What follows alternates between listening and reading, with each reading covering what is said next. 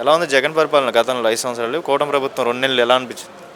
2 నెలలు ఉన్నాయి కానీ 40% పనులు సాఫీగా జరిగిపోతున్నాయి.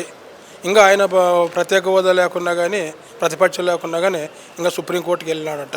ఎందుకంత ధర్నా చేస్తానంటున్నారు? ఆయనకి ఈ 5 సంవత్సరాల్లో ప్రతిపక్ష హోదా కల్పించే అవకాశమే లేదు, రాదు. కానీ ఏదో వస్తుంది, 11 మంది ఎమ్మెల్యేలు పెట్టుకుని ఏదో వస్తుంది. ఈ 2 నెలల ప్రభుత్వంలోనే చంద్రబాబు పరిపాలనలోనే 40% పనులు పూర్తి అయిపోయినాయి అప్పుడే ఆల్రెడీగా. దినాము ప్రజావేదిక పెట్టినాడు, ప్రజలు పత్రాలు తీసుకుంటున్నాడు, పరిష్కారం చేస్తూనే ఉన్నాడు. ఎన్డీఏ ప్రభుత్వము పోలవరం ప్రాజెక్టు పూర్తి చేస్తున్నాడు, అమరావతి పనులు పూర్తి చేస్తున్నాడు. ఇక్కడ వేదావతి మా కర్నూలు జిల్లా ఆలూరు తాలూకా వేదావతి పనులు అవుతున్నాయి. అక్కడ ఉండే రిజర్వాయర్ పూర్తి చేస్తున్నారు. ఏమంటే జగన్ గవర్నమెంట్ చాలా అవినీతిలో కూరుకుపోయింది 5 సంవత్సరాల్లో.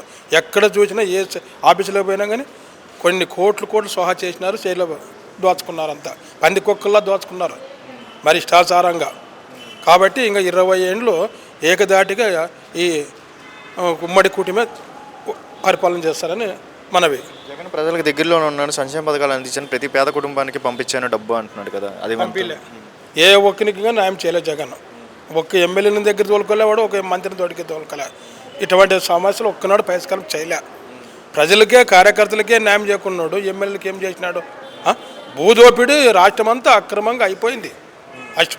అదేదో నమ్మరాలు నాటి 100 బొమ్మలు వేసుకొని 20,000 కోట్లు, మరి ఏదో వీటి నాటి భూదోపిడి పాస్ పుస్తకాల మీద ఆయన ఫోటోలు పెట్టుకొని అదొక 10-12,000 కోట్లు దోపిడీ. ఇప్పుడు అవన్నీ చంద్రబాబు తూడిపోయేదానికే ఇంత నానా కష్టపడుతున్నాడు. నిన్న మొన్న క్యాబినెట్ చర్చించినారు ఇవన్నీ తూర్పేదానికి. నమ్మకం ఉంది కూటమి ప్రభుత్వం ముందుకెళ్ళిద్దని? ఖచ్చితంగా ముందుకెళ్తుంది. ఇంకా 20 ఏళ్ళు పరిపాలన చేస్తుంది ఇట్లో.